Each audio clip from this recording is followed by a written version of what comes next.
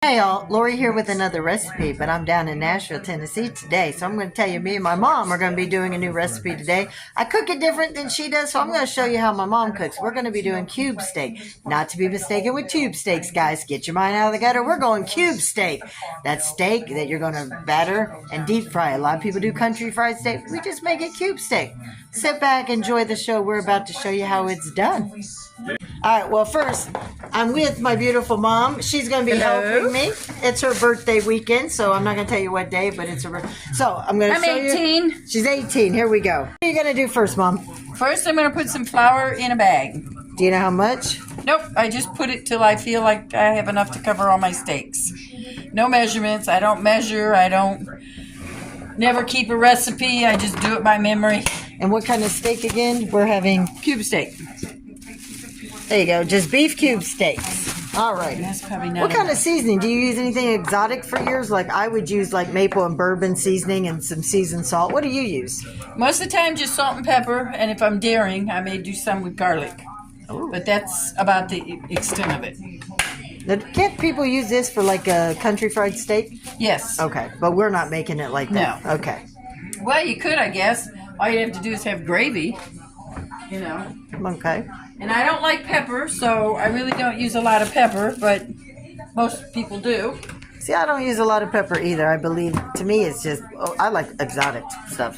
Garlic butter and sage and seasoned salt has it all. You don't use seasoned salt anymore? No, You used and to. I Okay. used to use garlic, not garlic powder, but garlic, garlic pepper. Oh, okay. Because it has everything in it. But it got to where that bothers me too, so I really don't do it. And guys, if you're not familiar, cube steak is almost like it has already been meat tenderized. It looks like it's got holes in it, like you've already beaten the heck out of it. Yeah, that's what it looks like. Yeah, it's not normal steak. There you go. Like a checker pattern. And so a lot of times you won't find it in the store saying cube steak. They'll just call it tenderized steak, but it's cube steak. Yeah. So to me, it's just regular sirloin that's been pounded thin. That's all it is. But they have to get a fancy name for it. Yes. So if it's real bloody, you can wash it. Mine isn't, so all I'm going to do is season it with salt tonight, because like I said, I don't use a lot of pepper, so I'm not even going to use the pepper. You know what I noticed? A lot of people say that you're supposed to thaw your meat in the ice box. I leave mine in the sink for a couple hours. I put mine out the night before, and because we don't sleep with the heat on too much, and the house usually stays cool, usually when Jack gets up for work, then he goes ahead and puts it in the icebox, but that's how I do too. And I have been known to be running around and forgot to take something out one night, and so the next day, especially in the summer, it'll be warm, and I'll grab a pack of chicken or something, and I'll throw it out here on my porch for an hour. I do on the grill. I'll just put it out there on the shelf of the grill. I mean, to me, putting something in the icebox to thaw for 24 to 36 hours, to me, when I grew up with it in the sink and it never made us sick. And a lot of times for me, depending on how thick the meat is, you aren't going to get it thawed in time.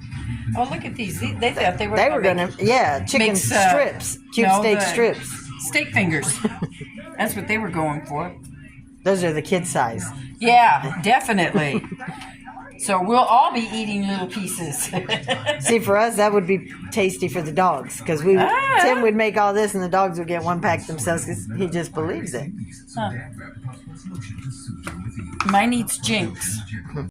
My mom's got a cast iron skillet, just barely enough oil, and you could use any oil, guys: sunflower, vegetable, canola, Crisco. She uses her, you said canola, Mom? That's what I use. Canola oil, and you can see it doesn't even fill it. And these are thin. So, Mom, because they're thinner, how long do you think you're going to cook them on each side? And how do you know when they're done? I just wait till they're brown. Okay, so maybe 2 minutes on each side at that? Yeah, maybe. Okay. Yeah. And she got to talking. So thin.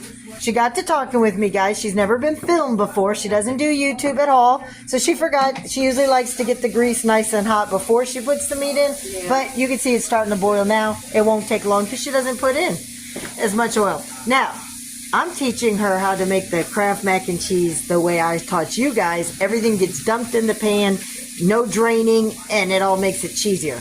She's got a different way, which I'm going to have to get her to talk about that. And we'll let you know how that goes. So how do you do yours, Mom? I think it's all in one pan too. I'm going to dig out my recipe because I'm trying to think of everything. But I use regular, your noodles, do them up, and then you add your milk or your carnation evap. But it's all done, I believe, in the same pan, and you end up with, it's good. Because you get to choose how much cheese you want. Okay. But it's not from a box, so, and I liked it because then it makes double, like, you have to make it when you've got a whole house full of people. Wow. Okay, so you had small pieces of cube steak and you had large pieces. Uh-huh. Why are we cooking the large first? So that they keep their breading better. Okay. Because the grease is getting up to the hot with them, where once it's cooked, it's like your chicken.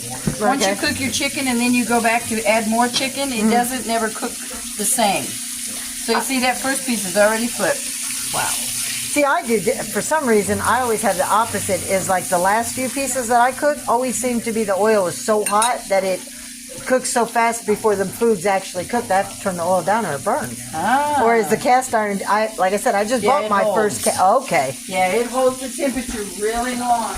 Okay. And look at how brown. Chicken, when you do it, the grease gets so hot it burns the breading, the flour, to the chicken.